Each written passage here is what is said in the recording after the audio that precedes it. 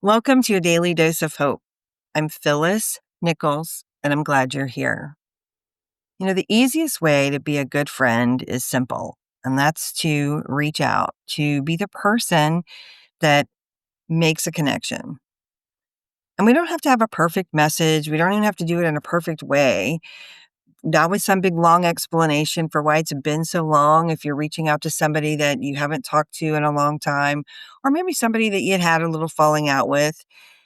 You can just reach out, say, hey, you've been on my mind. Friendship doesn't expire because of time. Most of the time, it just waits. I hope that you have people in your life that you can go for periods of time and not talk and then just catch up. I have a couple of friends like that, and we can go for months sometimes without talking. They live in a different part of the country, but never fails when we do get a minute to get on the phone. We pick up right where we left off and we catch up, and it's really fun. A lot of times those reconnections, though, they don't happen because we think it's been too long and it feels a little awkward. Maybe it feels unnecessary, or we might feel like we're not sure, right? We don't know exactly how it's going to be received, and that's okay. Often, the other person is probably hoping for the same thing, and they're sitting there feeling the same way you are.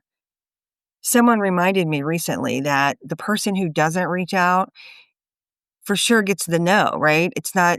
There's no option for getting a yes because you've not made the effort. This is part of a new year or new project, or you just want to reconnect with some people in your life that you've been missing. Just make a short list, one name, two or three names. It's no pressure here. And send a text or leave a voice memo. Share a memory.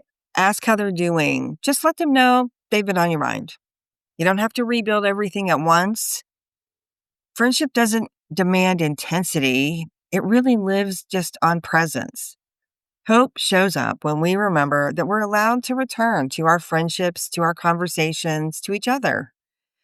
And sometimes one small reach out becomes the reminder that neither of you was ever truly gone.